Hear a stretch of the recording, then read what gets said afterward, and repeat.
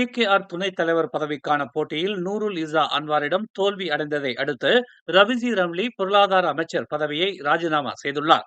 தமது ராஜினாமா கடிதத்தை பிரதமரிடம் சமர்ப்பித்துள்ளதாகவும், இந்த ராஜினாமா ஜூன் 17ஆம் தேதி முதல் அமலுக்கு வரும் என்றும் அவர் கூறினார்.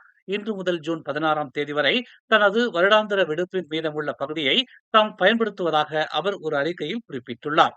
பிகேஆர் தேர்தலுக்கு முன்பு பிகேஆரின் துணைத் தலைவர் பதவிக்கு மீண்டும் தேர்ந்தெடுக்கப்பட தவறினால் பொருளாதாரத்துறை அமைச்சர் பதவியை ராஜினாமா செய்துவிட்டு வழக்கமான எம்பியாக மீண்டும் செயல்படுவேன் என்று ரவிஜி கூறியிருந்தது குறிப்பிடத்தக்கது.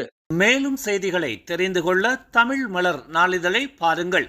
உடனுக்குடன் செய்திகளை தெரிந்து கொள்ள தமிழ் மலர் இணையதளம், தமிழ் மலர் செயலி மற்றும் மலர் டிவி யூடியூப் சேனலை வலம் வாருங்கள். எங்களோடு இணைந்திருக்க மலர் டிவியை பதிவு செய்து கொள்ளுங்கள். உறவுகள் மகிழ்ந்திட விருப்பம் மற்றும் பகிர்வு சேவையை சொடுக்கிடுங்கள்.